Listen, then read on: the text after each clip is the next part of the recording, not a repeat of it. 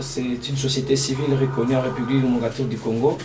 Comment vous analysez les cas échéants, les cas de l'heure, entre autres les interpellations par l'Assemblée provinciale de Kinshasa? Nous avons le cas du ministre provincial de Finances qui est en prison maintenant. Et le lundi, ça sera le directeur général de DGK qui sera interpellé à l'Assemblée. Nous l'avons vu aussi avec l'ex-président de cette Assemblée. Est-ce que cela est une bonne méthode pour gérer le pays? Je crois que déjà c'est un bon signal de la part de l'Assemblée provinciale de Kinshasa. Comme vous le savez, la législative passée au niveau provincial, il y a eu pas mal de choses qui se sont passées, mais par contre, dans le contrôle parlementaire a été faible. La faiblesse du contrôle parlementaire a favorisé, en quelque sorte, la gestion, tout ce que nous sommes en train de décrire actuellement. Avec l'avènement du nouveau Parlement provincial, je crois que c'est déjà un coup de pouce important pour nous qui favorise maintenant la mise en place d'une bonne gouvernance. Vous savez, il n'y a pas longtemps, nous avons lancé notre campagne de lutte contre la corruption avec les animateurs. Nous sommes dans une série de campagnes de lutte contre la corruption. Et la lutte contre la corruption passe aussi par la répression, passe aussi par la lutte contre l'impunité. Quand il y a l'impunité, c'est à ce moment que la corruption prend de l'ampleur. Et je crois que l'action initiée par l'Assemblée provinciale ne doit pas être une action isolée, mais ça doit être une action qui s'accompagne d'autres actions. Qu'est-ce que je veux dire par là? Il faut que l'Assemblée provinciale a dénoncé, a entendu, a interpellé. Mais maintenant, c'est à la justice d'aller jusqu'au fond, d'aller jusqu'au bout. Que cette traduction en justice du ministre provincial, de l'ancien ministre provincial des Finances, ou l'air Kimbuta, puisse porter des fruits. Ça doit arriver jusqu'au bout. Nous devons avoir des sanctions correctes et exemplaires.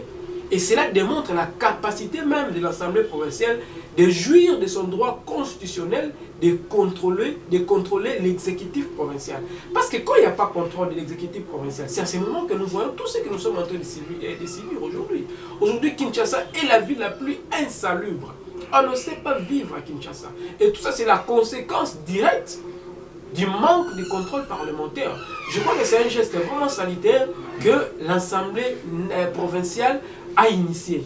Et ça doit se poursuivre. Il ne faut pas que ça s'arrête au niveau des ministres provinciaux, moins encore au niveau de la DGRK. Mais au contraire, il faut aller jusqu'au bout, trouver même ceux qui ont géré. On a attaqué les ministres provinciaux des Finances. Mais les ministres n'étaient qu'un ministre sous un gouverneur. Il y avait un gouverneur. Il faut aller plus loin. Il faut voir, parce que le ministre ne pouvait pas agir si le gouverneur n'avait pas donné feu vert. Donc comprenez avec moi que en attaquant directement Guy Mafuta, on vise qui? Qui est visé derrière ça? Et la procédure judiciaire doit aller jusqu'au bout pour essayer un peu de démanteler tous ces réseaux-là liés à la corruption, tous ces réseaux-là liés à la mauvaise gouvernance de la ville de Kinshasa. Némona Semi, encore un autre cas. Basile Olongo demande qu'il rentre en prison. Et pourtant, Gédéon Kyungu, qui, nous connaissons bien les cas, est libre de tout mouvement. Vous trouvez que cela ne peut pas encore engendrer des troubles ici pendant que nous cherchons la paix et un état de droit? Je crois que revenons d'abord par la procédure d'arrestation de Némona Nsemi. Est-ce que la procédure a été respectée? Némona Nsemi a été un député, un élu. Et pour destituer, pour arrêter un élu, quelle est la procédure? Il faut commencer par là. Et le cas de Némona Nsemi risque d'être maintenant une jurisprudence pour l'avenir. Ça risque d'être une jurisprudence pour l'avenir. Ça, c'est de 1. Gédéon Kyungu a été arrêté avec toutes les bavures qu'il a commises au Katanga. Il s'est évadé. Il s'est rendu lui-même et il est libre de tout mouvement. Vous voyez là où nous sommes en train de cautionner l'impunité. Et pourquoi maintenant la politique des 2 poids 2 mesures?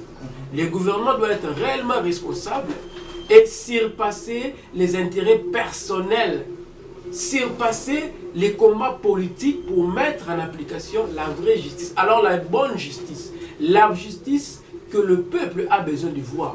Nous n'avons pas besoin de voir le sang couler de nouveau comme ça a été le cas lors de l'arrestation de Némona Nsemi.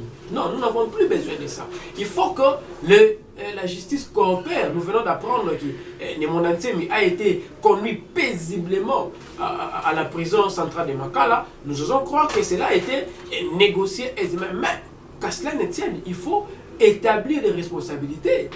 Il faut établir vraiment des responsabilités. Il faut une bonne justice. Il y a des gens qui ont perdu leur vie de l'époque de l'ancien vice-président, plutôt président de l'Assemblée nationale, Vital Kamerhe. Nous avons entendu les auditions au niveau de l'Assemblée nationale de son temps. Mais où en sommes-nous? À quel niveau? Quelles sont les mesures qui ont été prises à ces moments-là pour qu'aujourd'hui ça ne se répète plus? Quelles sont les mesures? Il faut établir des responsabilités. Némona Ntsemi n'a pas été la seule personne. Elle n'a pas été la seule personne. Mais il y a eu d'autres personnes qui étaient des acteurs dans ces je dirais, fusillades qui a eu lieu lors de son arrestation. Il faut que l'État établisse, la justice établisse des responsabilités de part et d'autre pour trouver une solution à ces problèmes de Némona Ntsemi. Merci beaucoup. Je vous remercie.